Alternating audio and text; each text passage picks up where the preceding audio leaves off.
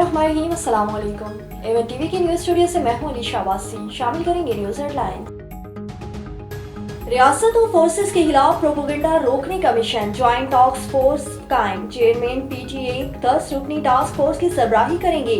Force हाली एहतजाज के बाद प्रोपेगेंडा करने वाले अनासर की निशानदेही करेगी। टास्क फोर्स 10 दिन में सिफारिशात मुरतब करके हुकूमत को पेश करेंगे। पीटीआई पर तशद्दुद एहतजाज, मुराद सईद की मौजूदगी का इंकशाफ। इस्लामाबाद में मुराद सईद ने शरपसंद जत्थों की क़ियादत की। वज़ीर इत्तलात अता तारड़ ने कहा कि मुराद सईद वज़ीर आला हाउस पेशावर में रुपोश हैं।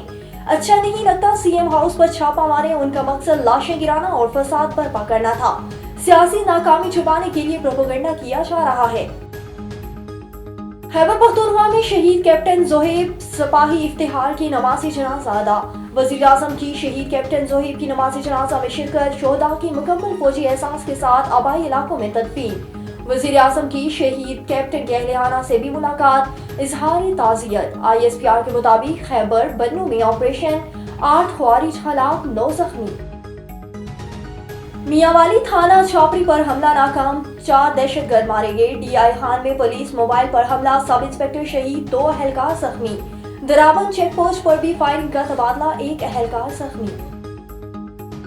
और डेरा इस्माइल खान में वज़ीर आला खैबर पख्तूनख्वा अली अमीन गंडापुर के कज़न का कत्ल, नामालूम अफराद फायरिंग करके फरार। न्यूज़ स्टूडियो से फिलहाल के लिए इतना ही। मज़ीद खबरों और अपडेट्स के लिए देखते रहिए A1 TV।